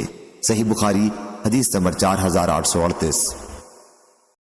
حضرت برا رضی اللہ عنہ نے بیان کیا کہ نبی کریم صلی اللہ علیہ وسلم کے ایک صحابی حضرت اسید بن حضیر رضی اللہ عنہ رات میں سورہ کہف پڑھ رہے تھے۔ ان کا ایک گھوڑا جو گھر میں بندھا ہوا تھا بدکنے لگا تو وہ صحابی نکلے، انہوں نے کوئی خاص چیز نہیں دیکھی، وہ گھوڑا پھر بھی بدک رہا تھا۔ صبح کے وقت وہ صحابی حضرت صلی اللہ علیہ وسلم کی خدمت میں حاضر ہوئے اور رات کا واقعہ بیان کیا۔ آپ نے فرمایا کہ وہ چیز جس سے گھوڑا بتکا تھا سکنیت تھی جو قرآن کی وجہ سے نازل ہوئی۔ صحیح بخاری حدیث نمبر 4839۔ حضرت جابر رضی اللہ عنہ نے بیان کیا کہ صلح حدیبیہ کے موقع پر لشکر میں ہم مسلمان 1400 تھے صحیح بخاری حدیث نمبر 4840۔ قتادہ نے بیان کیا انہوں نے عقبہ بن صہبان سے سنا اور انہوں نے عبداللہ بن مغفل مزنی رضی اللہ عنہ سے، انہوں نے کہا کہ میں درخت کے نیچے بیعت میں موجود تھا، رسول اللہ صلی اللہ علیہ وسلم نے 2 انگلیوں کے درمیان کنکری لے کر پھینکنے سے منع فرمایا۔ صحیح بخاری حدیث نمبر 4841۔ عقبہ بن صہبان سے بیان کیا کہ میں نے عبداللہ بن مغفل مزنی رضی اللہ عنہ سے غسل خانے میں پیشاب کرنے کے متعلق سنا، یعنی یہ کہ آپ نے اس سے منع فرمایا۔ صحیح بخاری حدیث نمبر 4842۔ محمد بن ولید نے بیان کیا، کہا ہم سے محمد بن جعفر نے بیان کیا، کہا ہم سے شعبہ نے بیان کیا، ان سے خالد نے، ان سے ابو قلابہ نے، اور ان سے ثابت بن دحاق رضی اللہ عنہ نے، اور وہ صلح حدیبیہ کے دن درخت کے نیچے بیعت کرنے والوں میں شامل تھے۔ صحیح بخاری حدیث نمبر 4843۔ احمد بن اسحاق سلمہ نے بیان کیا، کہا ہم سے یعلا نے، کہا ہم سے عبدالعزیز بن سیاح نے، ان سے حبیب بن ابی ثابت نے کہ میں ابو وائل رضی اللہ عنہ کی خدمت میں ایک مسئلہ پوچھنے کے لیے خوارج کے متعلق گیا۔ انہوں نے فرمایا کہ ہم مقام صفین میں پڑاؤ ڈالے ہوئے تھے جہاں علی اور معاویہ رضی اللہ عنہ کی جنگ ہوئی تھی۔ ایک شخص نے کہا کہ آپ کا کیا خیال ہے اگر کوئی شخص کتاب اللہ کی طرف صلح کے لیے بلائے؟ علی رضی اللہ عنہ نے فرمایا ٹھیک ہے، لیکن خوارج نے جو معاویہ رضی اللہ عنہ کے خلاف علی رضی اللہ عنہ کے ساتھ تھے اس کے خلاف آواز اٹھائی۔ اس پر سہل بن حنیف رضی اللہ عنہ نے فرمایا تم پہلے اپنا جائزہ لو، ہم لوگ حدیبیہ کے موقع پر موجود تھے، آپ کی مراد اس صلح سے تھی جو مقام حدیبیہ میں نبی کریم صلی اللہ علیہ وسلم اور مشرکین کے درمیان ہوئی تھی، اور جنگ کا موقع آتا تو ہم اس سے پیچھے ہٹنے والے نہیں تھے، لیکن صلح کی بات چلی تو ہم نے اس میں بھی صبر و ثبات کا دامن ہاتھ سے نہیں چھوڑا۔ اتنے میں عمر رضی اللہ عنہ آن حضور صلی اللہ علیہ وسلم کی خدمت میں حاضر ہوئے اور عرض کیا کیا ہم حق پر نہیں ہیں اور کیا کفار باطل پر نہیں ہیں؟ کیا ہمارے مقتولین جنت میں نہیں جائیں گے اور کیا ان کے مقتولین دوزخ میں نہیں جائیں گے؟ آن حضرت صلی اللہ علیہ وسلم نے فرمایا کہ کیوں نہیں؟ عمر رضی اللہ عنہ نے کہا پھر ہم اپنے دین کے بارے میں ذلت کا مظاہرہ کیوں کریں، یعنی دب کر صلح کیوں کریں اور کیوں واپس جائیں جبکہ اللہ تعالیٰ نے ہمیں اس کا حکم فرمایا ہے؟ حضور اکرم صلی اللہ علیہ وسلم نے فرمایا اے ابن خطاب میں اللہ کا رسول ہوں اور اللہ تعالیٰ مجھے کبھی ضائع نہیں کرے گا۔ عمر رضی اللہ عنہ آن حضور صلی اللہ علیہ وسلم کے پاس سے واپس آ گئے، ان کو غصہ آ رہا تھا، صبر نہیں آیا، اور ابو بکر رضی اللہ عنہ کے پاس آئے اور کہا اے ابو بکر رضی اللہ عنہ کیا ہم حق پر اور وہ باطل پر نہیں ہیں؟ ابو بکر رضی اللہ عنہ نے بھی وہی جواب دیا کہ اے ابن خطاب حضور اکرم صلی اللہ علیہ وسلم اللہ کے رسول ہیں اور اللہ انہیں ہرگز ضائع نہیں کرے گا۔ پھر سورۃ الفتح نازل ہوئی۔ صحیح بخاری حدیث نمبر 4844۔ ابن ابی ملیکہ نے بیان کیا کہ قریب تھا کہ وہ سب سے بہتر افراد تباہ ہو جائیں، یعنی ابو بکر اور عمر رضی اللہ عنہ۔ ان دونوں حضرات نے نبی کریم صلی اللہ علیہ وسلم کے سامنے اپنی آواز بلند کر دی تھی۔ یہ اس وقت کا واقعہ ہے جب بنی تمیم کے سوار آئے تھے اور آن حضرت صلی اللہ علیہ وسلم سے انہوں نے درخواست کی کہ ہمارا کوئی امیر بنا دیں۔ ان میں سے ایک عمر رضی اللہ عنہ نے بنی مجاشے کے اقرا بن حابس رضی اللہ عنہ کے انتخاب کے لیے کہا تھا، اور دوسرے ابو بکر رضی اللہ عنہ نے ایک دوسرے کا نام پیش کیا تھا۔ نافع نے کہا کہ ان کا نام مجھے یاد نہیں۔ اس پر حضرت ابو بکر رضی اللہ عنہ نے حضرت عمر رضی اللہ عنہ سے کہا آپ کا ارادہ مجھ سے اختلاف کرنا ہی ہے۔ حضرت عمر رضی اللہ عنہ نے کہا کہ میرا ارادہ آپ سے اختلاف کرنا نہیں ہے۔ اس پر ان دونوں کی آواز بلند ہو گئی۔ پھر اللہ تعالیٰ نے یہ آیت اتاری اے ایمان والو اپنی آواز کو نبی کی آواز سے بلند نہ کیا کرو۔ حضرت عبداللہ بن زبیر رضی اللہ عنہ نے بیان کیا کہ اس آیت کے نازل ہونے کے بعد حضرت عمر رضی اللہ عنہ نبی کریم صلی اللہ علیہ وسلم کے سامنے اتنی آہستہ آہستہ بات کرتے کہ آپ صاف سن بھی نہ سکتے تھے اور دوبارہ پوچھنا پڑتا تھا۔ انہوں نے اپنے نانا یعنی حضرت ابو بکر رضی اللہ عنہ کے متعلق اس سلسلے میں کوئی چیز بیان نہیں کی۔ صحیح بخاری حدیث نمبر 4845۔ موسیٰ بن انس نے خبر دی اور انہیں حضرت انس بن مالک رضی اللہ عنہ نے کہ نبی کریم صلی اللہ علیہ وسلم نے حضرت ثابت بن قیس رضی اللہ عنہ کو نہیں پایا۔ ایک صحابی رضی اللہ عنہ نے عرض کیا یا رسول اللہ صلی اللہ علیہ وسلم میں آپ کے لیے ان کی خبر لاتا ہوں۔ پھر وہ ثابت بن قیس رضی اللہ عنہ کے یہاں آئے، دیکھا کہ وہ گھر میں سر جھکائے بیٹھے ہیں، پوچھا کیا حال ہے؟ کہا کہ برا حال ہے کہ نبی کریم صلی اللہ علیہ وسلم کی آواز کے مقابلے میں بلند آواز سے بولا کرتا تھا۔ اب سارے نیک عمل اکارت ہوئے اور اہل دوزخ میں قرار دے دیا گیا ہوں۔ وہ نبی کریم صلی اللہ علیہ وسلم کی خدمت میں حاضر ہوئے اور انہوں نے جو کچھ کہا تھا اس کی اطلاع آپ صلی اللہ علیہ وسلم کو دی۔ حضرت موسیٰ بن انس نے بیان کیا کہ وہ شخص اب دوبارہ ان کے لیے ایک عظیم بشارت لے کر ان کے پاس آئے۔ حضور صلی اللہ علیہ وسلم نے فرمایا تھا کہ ان کے پاس جاؤ اور کہو کہ تم اہل دوزخ میں سے نہیں ہو بلکہ تم اہل جنت میں سے ہو۔ صحیح بخاری حدیث نمبر 4846۔ حضرت عبداللہ بن زبیر رضی اللہ عنہ نے خبر دی کہ قبیلہ بنی تمیم کے سواروں کا وفد نبی کریم صلی اللہ علیہ وسلم کی خدمت میں آیا۔ حضرت ابو بکر رضی اللہ عنہ نے کہا کہ ان کا امیر آپ قعقاع بن معبد کو بنا دیں، اور حضرت عمر رضی اللہ عنہ نے کہا بلکہ اقرا بن حابس کو امیر بنائیں۔ حضرت ابو بکر رضی اللہ عنہ نے اس پر کہا کہ مقصد تو صرف میری مخالفت ہی کرنا ہے۔ حضرت عمر رضی اللہ عنہ نے کہا میں نے آپ کے خلاف کرنے کی غرض سے یہ نہیں کہا ہے۔ اس پر دونوں میں بحث چلی گئی اور آواز بھی بلند ہو گئی۔ اسی کے متعلق یہ آیت نازل ہوئی کہ اے ایمان والو، تم اللہ اور اس کے رسول سے پہلے کسی کام میں جلدی مت کیا کرو، آخر آیت تک۔ صحیح بخاری حدیث نمبر 4847۔ شعبہ نے بیان کیا ان سے قتادہ نے اور ان سے حضرت انس رضی اللہ عنہ نے کہ نبی کریم صلی اللہ علیہ وسلم نے فرمایا جہنم میں دو زخمیوں کو ڈالا جائے گا اور وہ کہے گی کہ کچھ اور بھی ہے، یہاں تک کہ اللہ رب العزت اپنا قدم اس پر رکھے گا اور وہ کہے گی کہ بس بس۔ صحیح بخاری حدیث نمبر 4848۔ ابو سفیان حمیری سعید بن یحییٰ بن مہدی نے بیان کیا ان سے عوف نے، ان سے محمد نے اور ان سے حضرت ابو ہریرہ رضی اللہ عنہ نے نبی کریم صلی اللہ علیہ وسلم کے حوالے سے۔ ابو سفیان حمیری اکثر اس حدیث کو حضرت صلی اللہ علیہ وسلم سے موقوفاً ذکر کرتے تھے کہ جہنم سے پوچھا جائے گا تو بھر بھی گئی؟ وہ کہے گی کہ کچھ اور بھی ہے، پھر اللہ تبارک و تعالی اپنا قدم اس پر رکھے گا اور کہے گی کہ بس بس۔ صحیح بخاری حدیث نمبر 4849۔ حضرت ابو ہریرہ رضی اللہ عنہ نے بیان کیا کہ نبی کریم صلی اللہ علیہ وسلم نے فرمایا جنت اور دوزخ نے بحث کی۔ دوزخ نے کہا میں متکبروں اور ظالموں کے لیے خاص کی گئی ہوں۔ جنت نے کہا مجھے کیا ہوا کہ میرے اندر صرف کمزور اور کم رتبے والے لوگ داخل ہوں گے۔ اللہ تعالیٰ نے اس پر جنت سے کہا کہ تو میری رحمت ہے، تیرے ذریعے میں اپنے بندوں میں جس پر چاہوں رحم کروں، اور دوزخ سے کہا کہ تو عذاب ہے، تیرے ذریعے میں اپنے بندوں میں سے جسے چاہوں عذاب دوں۔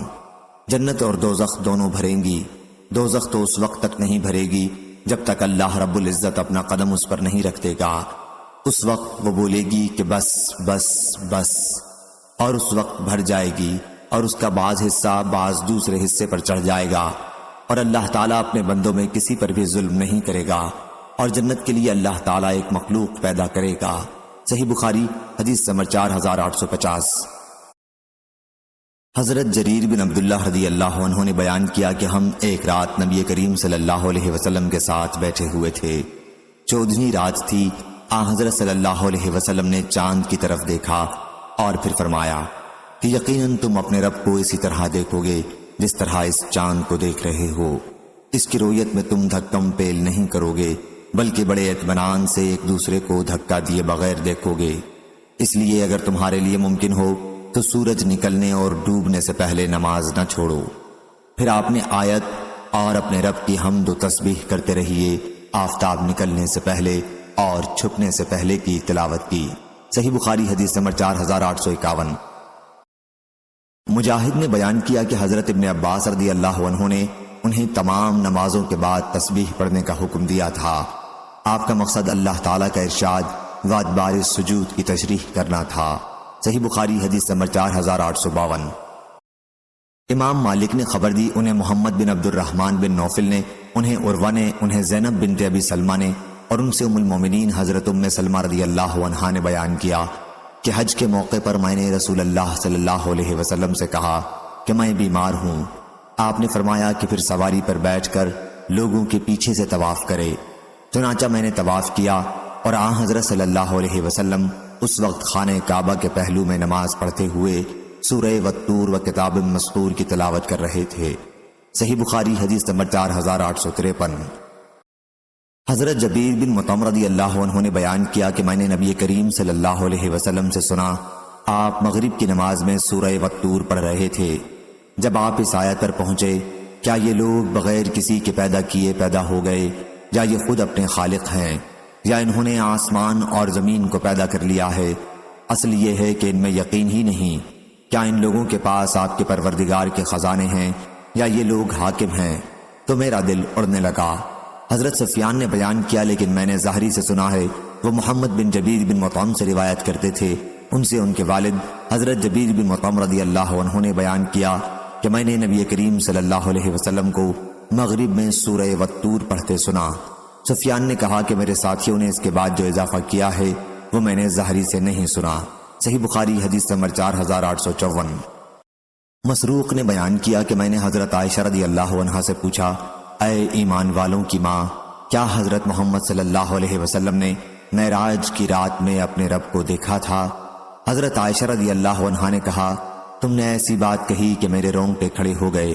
کیا تم ان 3 باتوں سے بھی ناواقف ہو؟ جو شخص بھی تم میں سے یہ 3 باتیں بیان کرے وہ جھوٹا ہے۔ جو شخص یہ کہتا ہو کہ حضرت محمد صلی اللہ علیہ وسلم نے شب معراج میں اپنے رب کو دیکھا تھا وہ جھوٹا ہے۔ پھر انہوں نے آیت لا تدرکہ الابصار سے لے کر من وراء حجاب تک کی تلاوت کی اور کہا کہ کسی انسان کے لیے ممکن نہیں کہ اللہ سے بات کرے سوائے اس کے کہ وحی کے ذریعے ہو یا پھر پردے کے پیچھے ہو، اور جو شخص تم سے کہے کہ آن حضرت صلی اللہ علیہ وسلم آنے والے کل کی بات جانتے تھے وہ بھی جھوٹا ہے۔ اس کے لیے انہوں نے آیت وما تدری نفسی ما اکتسب غدا، یعنی اور کوئی شخص نہیں جانتا کہ کل کیا کرے گا کی تلاوت فرمائی۔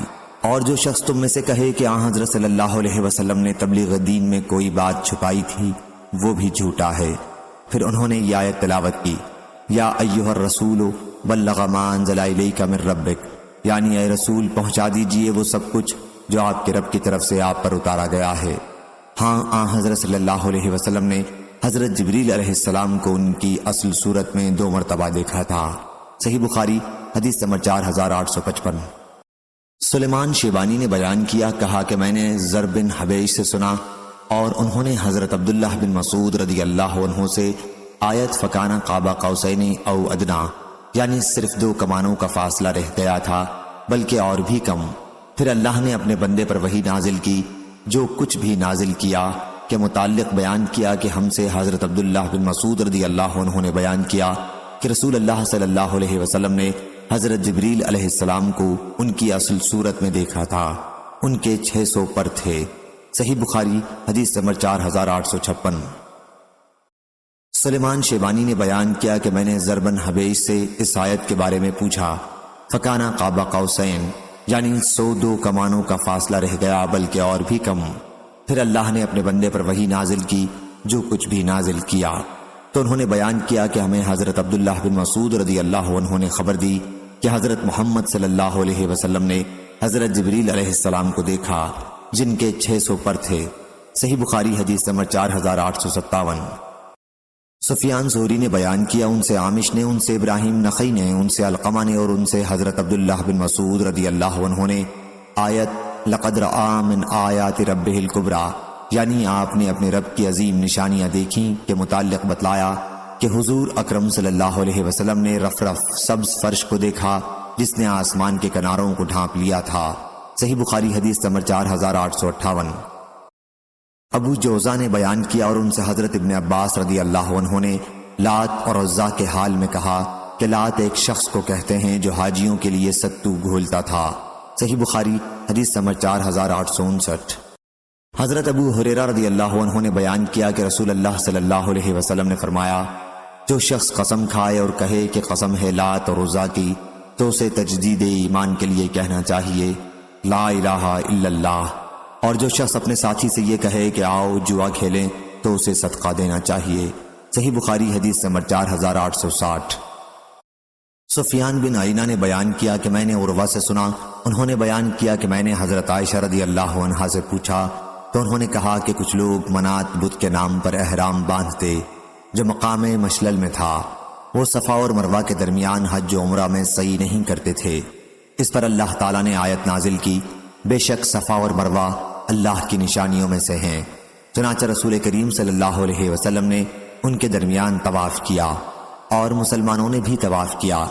سفیان نے کہا کہ منات مقام قدید پر مشلل میں تھا، اور عبد الرحمن بن خالد نے بیان کیا کہ ان سے ابن شہاب نے، ان سے عروہ نے بیان کیا، اور ان سے حضرت عائشہ رضی اللہ عنہا نے کہا کہ یہ آیت انصار کے بارے میں نازل ہوئی تھی۔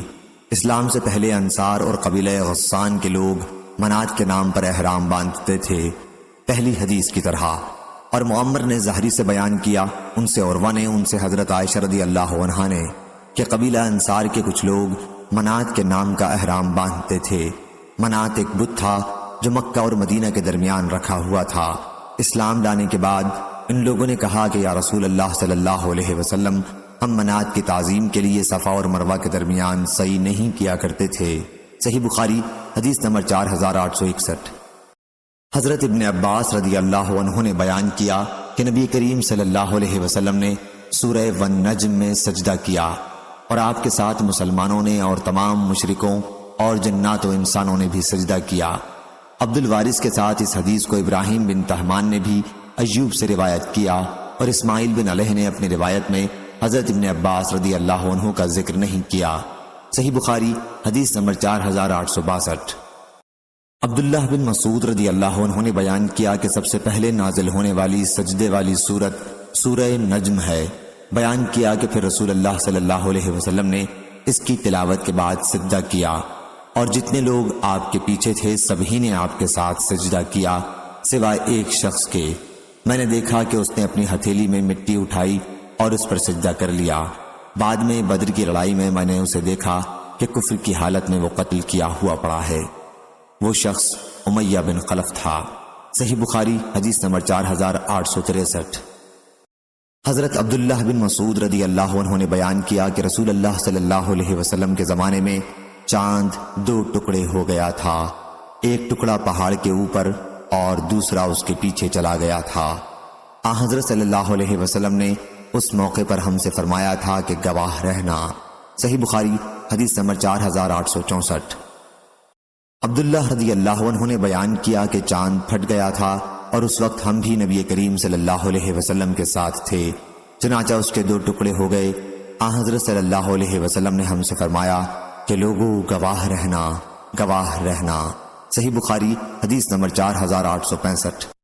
عبید اللہ بن عبداللہ بن عتبہ بن مسعود نے بیان کیا، ان سے حضرت عبداللہ بن عباس رضی اللہ عنہ نے بیان کیا کہ نبی کریم صلی اللہ علیہ وسلم کے زمانے میں چاند پھٹ گیا تھا۔ صحیح بخاری حدیث نمبر 4866۔ حضرت انس رضی اللہ عنہ نے بیان کیا کہ مکے والوں نے نبی کریم صلی اللہ علیہ وسلم سے معجزہ دکھانے کو کہا، تو حضرت صلی اللہ علیہ وسلم نے انہیں چاند کے پھٹ جانے کا معجزہ دکھایا۔ صحیح بخاری حدیث نمبر 4867۔ حضرت انس رضی اللہ عنہ نے بیان کیا کہ چاند 2 ٹکڑوں میں پھٹ گیا تھا۔ صحیح بخاری حدیث نمبر 4868۔ عبداللہ بن مسعود رضی اللہ عنہ نے بیان کیا کہ نبی کریم صلی اللہ علیہ وسلم فحل میں مدکر پڑھا کرتے تھے۔ صحیح بخاری حدیث نمبر 4869۔ سعید قطان نے بیان کیا، ان سے شعبہ نے، ان سے ابو اسحاق نے، ان سے اسود نے، اور ان سے حضرت عبداللہ بن مسعود رضی اللہ عنہ نے کہ نبی کریم فحل میں مدکر پڑھا کرتے تھے، سو ہے کوئی نصیحت کرنے والا۔ صحیح بخاری حدیث نمبر 4870۔ زہیر نے بیان کیا، ان سے ابو اسحاق نے، انہوں نے ایک شخص کو اسود سے پوچھتے سنا کہ سورہ قمر میں آیت فحل میں مدکر ہے یا مذکر؟ انہوں نے کہا کہ میں نے حضرت ابن مسعود رضی اللہ عنہ سے سنا، وہ فحل میں مدکر پڑھا کرتے تھے۔ انہوں نے کہا کہ میں نے نبی کریم صلی اللہ علیہ وسلم کو بھی فحل میں مدکر پڑھتے سنا ہے، دال محملہ سے۔ صحیح بخاری حدیث نمبر 4871۔ عثمان نے خبر دی، انہیں شعبہ نے، انہیں ابو اسحاق نے، انہیں اسود نے، اور انہیں حضرت ابن مسعود رضی اللہ عنہ نے کہ نبی کریم صلی اللہ علیہ وسلم نے فحل میں مدکر پڑھا، الآیت دال محملہ سے۔ صحیح بخاری حدیث نمبر 4872۔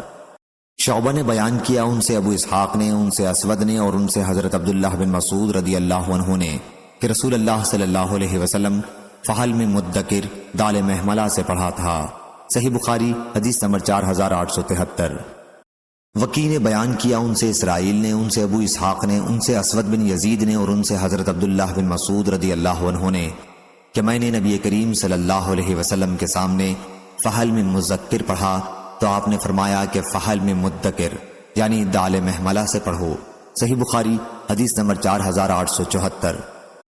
خالد حذا نے بیان کیا ان سے اکرمہ نے اور ان سے ابن عباس رضی اللہ عنہ نے دوسری سند، اور مجھ سے محمد بن یحییٰ زہلی نے بیان کیا، کہا ہم سے عفان بن مسلم نے بیان کیا، ان سے وہیب نے، کہا ہم سے خالد حذا نے بیان کیا، ان سے اکرمہ نے اور ان سے ابن عباس رضی اللہ عنہ نے کہ رسول اللہ صلی اللہ علیہ وسلم جبکہ آپ بدر کی لڑائی کے ایک دن ایک خیمے میں تھے اور یہ دعا کر رہے تھے کہ اے اللہ میں تجھے تیرا عہد اور وعدہ نصرت یاد دلاتا ہوں، اے اللہ تیری مرضی ہے، اگر تو چاہے ان تھوڑے سے مسلمانوں کو بھی ہلاک کر دے، پھر آج کے بعد تیری عبادت باقی نہیں رہے گی۔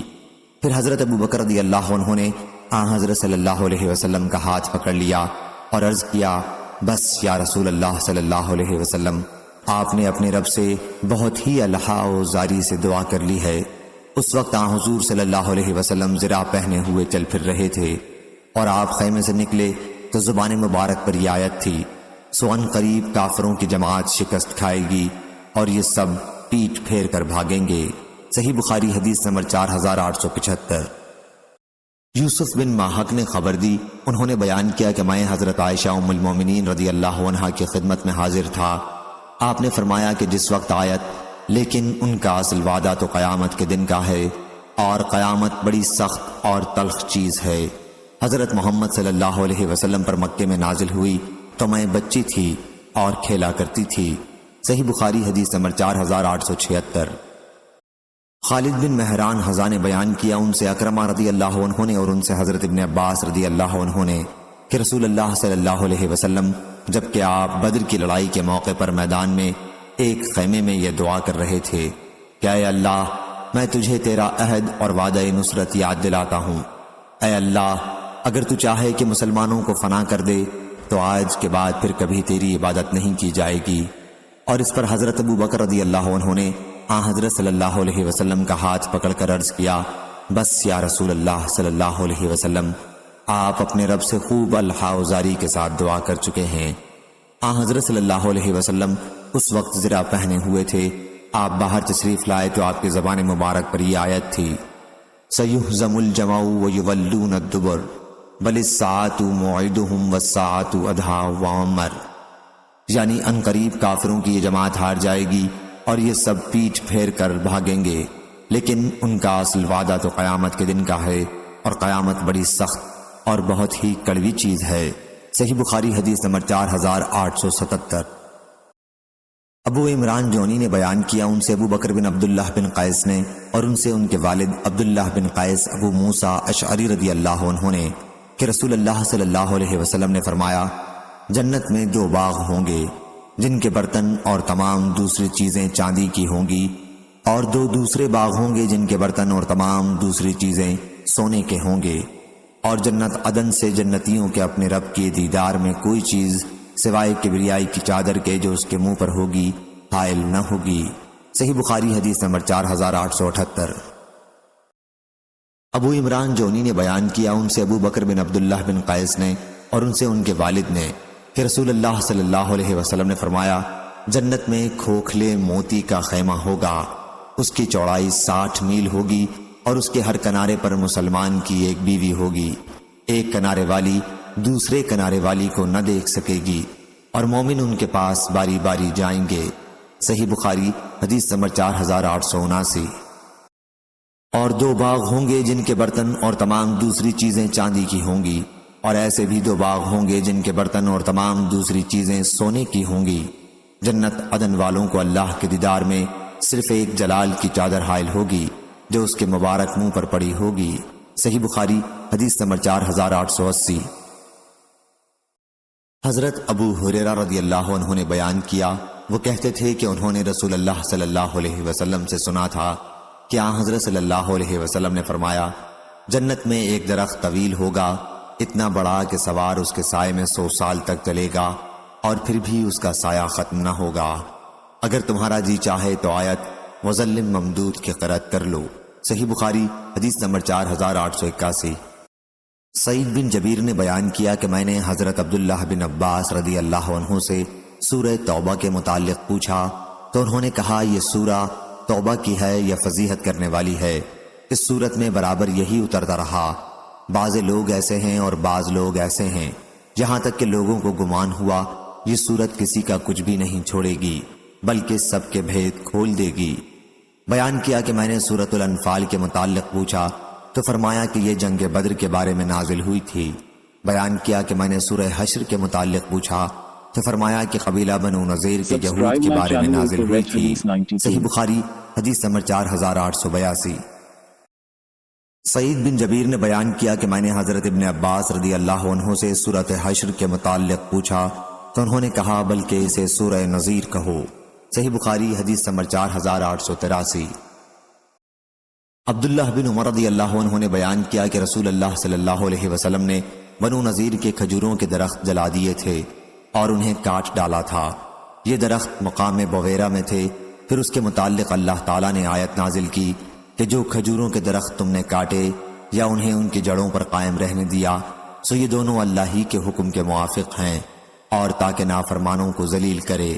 صحیح بخاری حدیث نمبر 4884۔ عمرو بن دینار نے بیان کیا ان سے ظاہری نے، ان سے مالک بن اوس بن حدثان نے اور ان سے حضرت عمر رضی اللہ عنہ نے بیان کیا کہ بنی نذیر کے اموال کو اللہ تعالیٰ نے رسول اللہ صلی اللہ علیہ وسلم کو بغیر لڑائی کے دیا تھا۔ مسلمانوں نے اس کے لیے گھوڑے اور اونٹ نہیں دوڑائے۔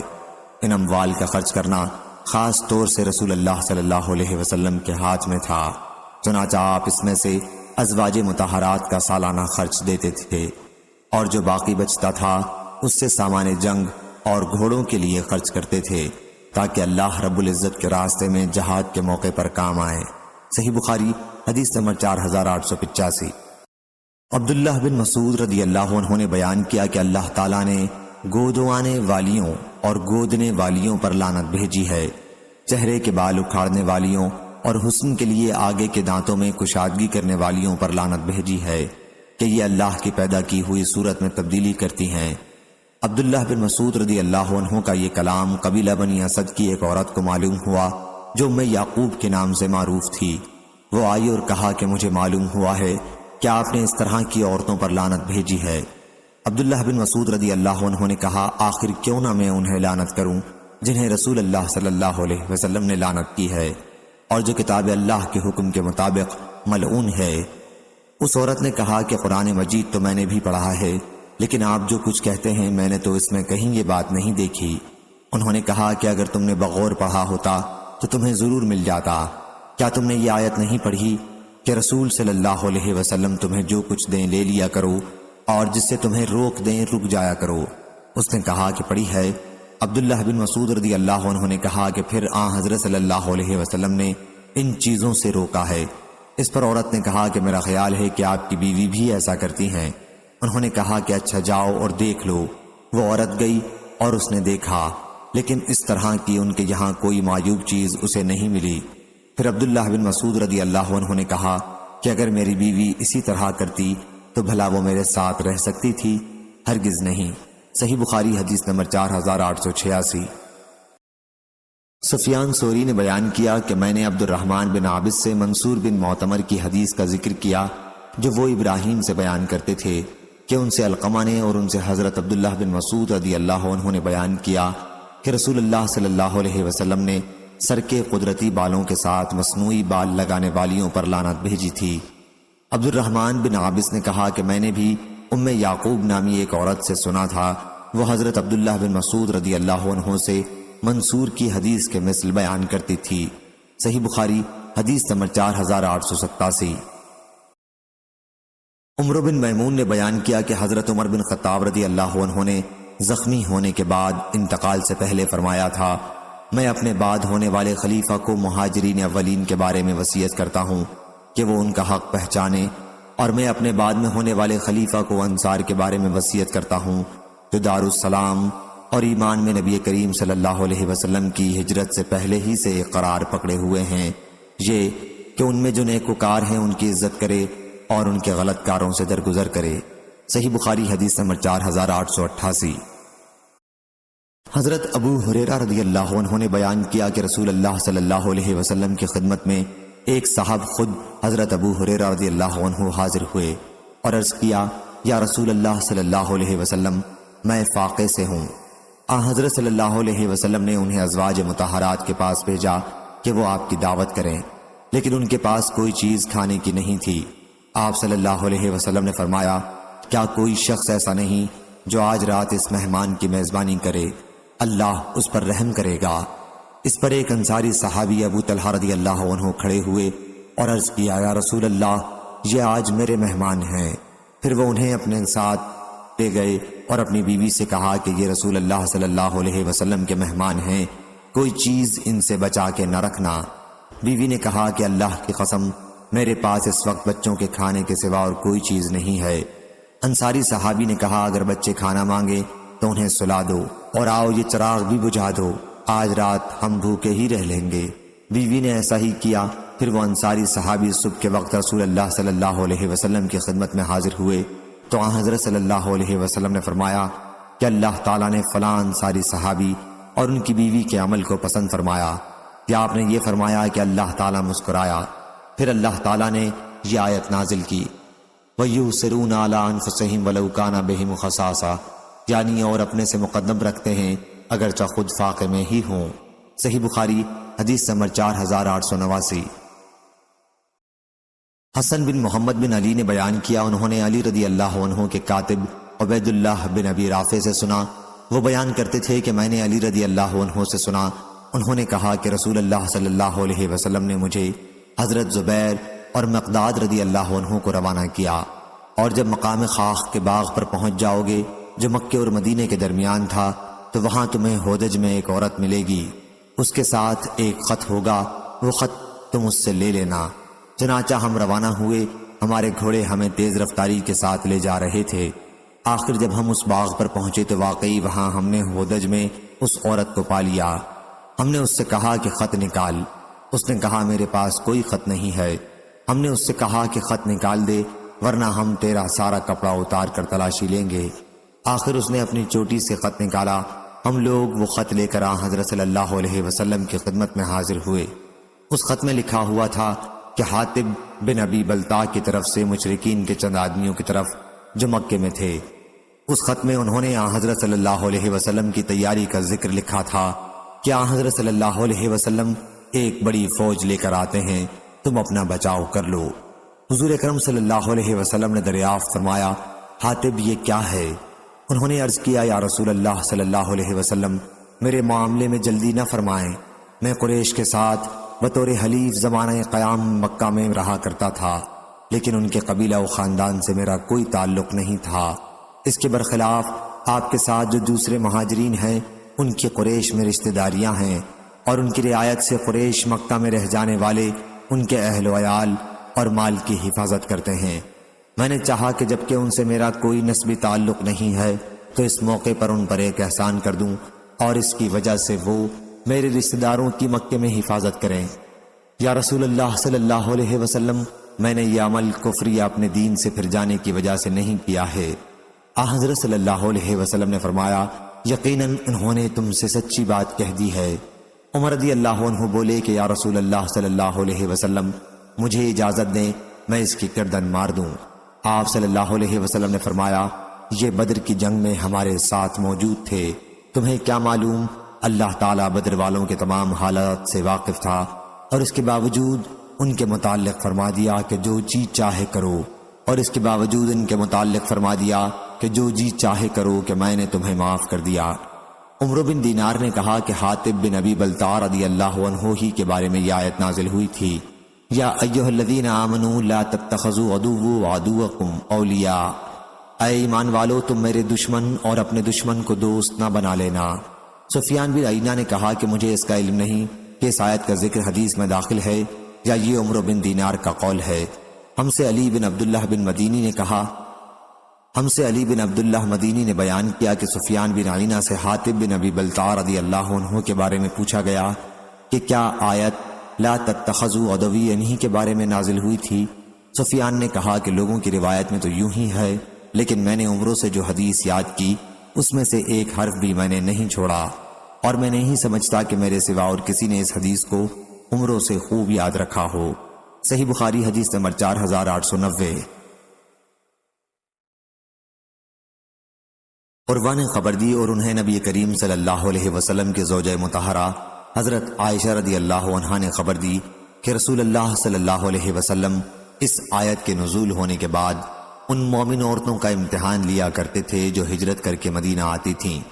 اللہ تعالیٰ نے ارشاد فرمایا تھا کہ یا ایھا النبی اذا جاءک المؤمنات، یعنی اے نبی کریم صلی اللہ علیہ وسلم جب آپ سے مسلمان عورتیں بیعت کرنے کے لیے آئیں، ارشاد غفور الرحیم تک۔ حضرت عروہ نے بیان کیا کہ حضرت عائشہ رضی اللہ عنہا نے کہا، چنانچہ جو عورت اس شرط آیت میں مذکور یعنی ایمان وغیرہ کا اقرار کر لیتی تو آن حضرت صلی اللہ علیہ وسلم اس سے زبانی طور پر فرماتے کہ میں نے تمہاری بیعت قبول کر لی، اور ہرگز نہیں، اللہ کی قسم، آن حضرت صلی اللہ علیہ وسلم کے ہاتھ نے کسی عورت کا ہاتھ بیعت لیتے وقت کبھی نہیں چھوا، صرف آپ ان سے زبانی بیعت لیتے تھے۔ کہ آیت میں مذکورہ باتوں پر قائم رہنا اس روایت کے مطابق یونس معمر اور عبد الرحمن بن اسحاق نے ظاہری سے کی، اور اسحاق بن راشد نے ظاہری سے بیان کیا کہ ان سے عروہ اور عمرہ بنت عبد الرحمن نے کہا۔ صحیح بخاری حدیث نمبر 4891۔ ام عطیہ رضی اللہ عنہا نے بیان کیا کہ ہم نے رسول اللہ صلی اللہ علیہ وسلم سے بیعت کی تو آپ نے ہمارے سامنے اس آیت کی تلاوت کی، اللہ یشرکن باللہ، اللہ کے ساتھ کسی کو شریک نہ کریں گی، اور ہمیں نوحہ یعنی میت پر زور زور سے رونا پیٹنا کرنے سے منع فرمایا۔ حضرت صلی اللہ علیہ وسلم کی اس ممانعت پر ایک عورت خود ام عطیہ رحمۃ اللہ علیہ نے اپنا ہاتھ کھینچ لیا اور عرض کیا کہ فلاں عورت نے نوحے میں میری مدد کی تھی، میں چاہتی ہوں کہ اس کا بدلہ چکاؤں۔ حضرت صلی اللہ علیہ وسلم نے اس کا کوئی جواب نہیں دیا، چنانچہ وہ گئیں اور پھر دوبارہ آ کر حضرت صلی اللہ علیہ وسلم سے بیعت کی۔ صحیح بخاری حدیث نمبر 4892۔ وہب بن جریر نے بیان کیا، کہا کہ ہم سے میرے والد نے بیان کیا، انہوں نے بیان کیا کہ میں نے زبیر سے سنا، انہوں نے اکرمہ سے، اور انہوں نے حضرت ابن عباس رضی اللہ عنہ سے اللہ تعالیٰ کے ارشاد وَلَا يَعْصِينَكَ فِي مَعْرُوفٍ، یعنی اور بھلی باتوں اور اچھے کاموں میں آپ کی نافرمانی نہ کریں گی کے بارے میں انہوں نے کہا کہ یہ بھی ایک شرط تھی جسے اللہ تعالیٰ نے حضرت صلی اللہ علیہ وسلم سے بیعت کے وقت عورتوں کے لیے ضروری قرار دیا تھا۔ صحیح بخاری حدیث نمبر 4893۔ ابو ادریس نے بیان کیا اور انہوں نے حضرت عبادہ بن صامت رضی اللہ عنہ سے سنا، انہوں نے بیان کیا کہ ہم نبی کریم صلی اللہ علیہ وسلم کی خدمت میں حاضر تھے۔ حضرت صلی اللہ علیہ وسلم نے فرمایا کہ تم مجھ سے اس بات پر بیعت کرو گے کہ اللہ تعالیٰ کے ساتھ شریک نہ ٹھہراؤ گے، اور نہ زنا کرو گے، اور نہ چوری کرو گے۔ آپ نے سورہ نساء کی آیتیں پڑھیں۔ سفیان نے اس حدیث میں اکثر یوں کہا کہ آپ نے یہ آیت پڑھی، پھر تم میں سے جو شخص اس شرط کو پورا کرے گا تو اس کا اجر اللہ پر ہے، اور جو کوئی ان میں سے کسی شرط کے خلاف ورزی کر بیٹھا اور اس پر اسے سزا بھی مل گئی تو سزا اس کے لیے کفارہ بن جائے گی۔ لیکن کسی نے اپنے کسی عہد کے خلاف کیا اور اللہ نے اسے چھپا لیا تو وہ اللہ کے حوالے ہے، اللہ چاہے تو اسے اس پر عذاب دے اور اگر چاہے معاف کر دے۔ سفیان کے ساتھ اس حدیث کو عبد الرزاق نے بھی معمر سے روایت کیا، انہوں نے ظاہری سے اور یوں ہی کہا، آیت پڑھی۔ صحیح بخاری حدیث نمبر 4894۔ ابن عباس رضی اللہ عنہ نے بیان کیا کہ میں نے رسول اللہ صلی اللہ علیہ وسلم اور ابو بکر اور عمر اور عثمان رضی اللہ عنہم کے ساتھ عید الفطر کی نماز پڑھی ہے۔ ان تمام بزرگوں نے نماز خطبے سے پہلے پڑھی تھی اور خطبہ بعد میں دیا تھا۔ ایک مرتبہ خطبے سے فارغ ہونے کے بعد نبی کریم صلی اللہ علیہ وسلم اترے، گویا اب بھی میں حضرت صلی اللہ علیہ وسلم کو دیکھ رہا ہوں جب آپ لوگوں کو اپنے ہاتھ کے اشارے سے بٹھا رہے تھے۔ پھر آپ صف چیرتے ہوئے آگے بڑھے اور عورتوں کے پاس تشریف لائے۔ بلال رضی اللہ عنہ آپ کے ساتھ تھے۔ پھر آپ نے یہ آیت تلاوت کی، یا ایھا النبی اذا جاءک المؤمنات، یعنی اے نبی جب مومن عورتیں آپ کے پاس آئیں کیا آپ سے ان باتوں پر بیعت کریں کہ اللہ کے ساتھ نہ کسی کو شریک کریں گی اور نہ چوری کریں گی اور نہ بدکاری کریں گی اور نہ اپنے بچوں کو قتل کریں گی اور نہ بہتان لگائیں گی جسے اپنے ہاتھ اور پاؤں کے درمیان گھڑ لیں۔ آپ نے پوری آیت آخر تک پڑھی۔ جب آپ آیت پڑھ چکے تو فرمایا تم ان شرائط پر قائم رہنے کا وعدہ کرتی ہو؟ ان میں سے ایک عورت نے جواب دیا ہاں یا رسول اللہ صلی اللہ علیہ وسلم۔ ان کے سوا اور کسی عورت نے شرم کی وجہ سے کوئی بات نہیں کہی۔ حسن کو اس عورت کا نام معلوم نہیں تھا۔ بیان کیا کہ پھر عورتوں نے صدقہ دینا شروع کیا اور بلال رضی اللہ عنہ نے اپنا کپڑا پھیلا لیا۔ عورتیں بلال رضی اللہ عنہ کے کپڑے میں چھلے اور انگوٹھیاں ڈالنے لگیں۔ صحیح بخاری حدیث نمبر 4895۔ جبیر بن مطعم رضی اللہ عنہ نے بیان کیا کہ میں نے رسول اللہ صلی اللہ علیہ وسلم سے سنا، آپ فرما رہے تھے کہ میرے کئی نام ہیں، میں محمد ہوں، میں احمد ہوں، میں ماہی ہوں کہ جس کے ذریعے اللہ تعالیٰ کفر کو مٹا دے گا، میں حاشر ہوں کہ اللہ تعالیٰ سب کو حشر میں میرے بعد جمع کرے گا، اور میں عاقب ہوں۔ صحیح بخاری حدیث نمبر 4896۔ ابو ہریرہ رضی اللہ عنہ نے بیان کیا کہ ہم رسول اللہ صلی اللہ علیہ وسلم کے پاس بیٹھے ہوئے تھے کہ سورۃ الجمعہ کی یہ آیتیں نازل ہوئیں، وآخرین منہم لما یلحقوا بہم، اور دوسروں کے لیے بھی جو ابھی ان میں شامل نہیں ہوئے ہیں حضرت صلی اللہ علیہ وسلم ہادی اور معلم ہیں۔ بیان کیا میں نے عرض کیا رسول اللہ صلی اللہ علیہ وسلم یہ دوسرے کون لوگ ہیں؟ حضرت صلی اللہ علیہ وسلم نے کوئی جواب نہیں دیا۔ آخر یہی سوال 3 مرتبہ کیا۔ مجلس میں سلمان فارسی رضی اللہ عنہ بھی موجود تھے۔ حضرت صلی اللہ علیہ وسلم نے ان پر ہاتھ رکھ کر فرمایا اگر ایمان سریہ پر بھی ہوگا تب بھی ان لوگوں یعنی فارس والوں میں سے اس تک پہنچ جائیں گے، یا یوں فرمایا کہ ایک آدمی ان لوگوں میں سے اس تک پہنچ جائے گا۔ صحیح بخاری حدیث نمبر 4897۔ عبدالعزیز نے بیان کیا انہیں سور نے اور ان سے ابو الغیث نے انہیں حضرت ابو ہریرہ رضی اللہ عنہ نے اور انہیں نبی کریم صلی اللہ علیہ وسلم نے کہ ان کی قوم کے کچھ لوگ اسے پالیں گے۔ صحیح بخاری حدیث نمبر 4898۔ عبدالعزیز نے بیان کیا انہیں سور نے اور ان سے ابو الغیث نے انہیں حضرت ابو ہریرہ رضی اللہ عنہ نے اور انہیں نبی کریم صلی اللہ علیہ وسلم نے کہ ان کی قوم کے کچھ لوگ اسے پالیں گے۔ صحیح بخاری حدیث نمبر 4898۔ زید بن ارقم رضی اللہ عنہ نے بیان کیا کہ میں ایک غزوہ تبوک میں تھا اور میں نے منافقوں کے سردار عبداللہ بن ابی کو یہ کہتے سنا کہ جو لوگ مہاجرین رسول کے پاس جمع ہیں ان پر خرچ نہ کرو تاکہ وہ خود ہی رسول اللہ صلی اللہ علیہ وسلم سے جدا ہو جائیں۔ اس نے یہ بھی کہا اب اگر ہم مدینہ لوٹ کر جائیں گے تو عزت والا وہاں سے ذلت والوں کو نکال باہر کرے گا۔ میں نے اس کا ذکر اپنے چچا سعد بن عبادہ انصاری رضی اللہ عنہ سے کیا یا حضرت عمر رضی اللہ عنہ سے اس کا ذکر کیا، راوی کو شک تھا۔ انہوں نے اس کا ذکر نبی کریم صلی اللہ علیہ وسلم سے کیا۔ حضرت صلی اللہ علیہ وسلم نے مجھے بلایا، میں نے تمام باتیں آپ کو سنا دیں۔ حضرت صلی اللہ علیہ وسلم نے عبداللہ بن ابی اور اس کے ساتھیوں کو بلا بھیجا۔ انہوں نے قسم کھا لی، کہا کہ انہوں نے اس طرح کی کوئی بات نہیں کہی تھی۔ اس پر حضرت صلی اللہ علیہ وسلم نے مجھ کو جھوٹا سمجھا اور عبداللہ کو سچا سمجھا۔ مجھے اس کا اتنا صدمہ ہوا کہ ایسا کبھی نہ ہوا تھا۔ پھر میں گھر میں بیٹھ رہا، میرے چچا نے کہا کہ میرا خیال نہیں تھا کہ حضرت صلی اللہ علیہ وسلم تمہاری تکذیب کریں گے اور تم پر ناراض ہوں گے۔ پھر اللہ تعالیٰ نے یہ صورت نازل کی جب منافق آپ کے پاس آتے ہیں۔ اس کے بعد حضرت صلی Hello اللہ علیہ friends, وسلم نے subscribe my مجھے channel بلوایا۔ Hotties92.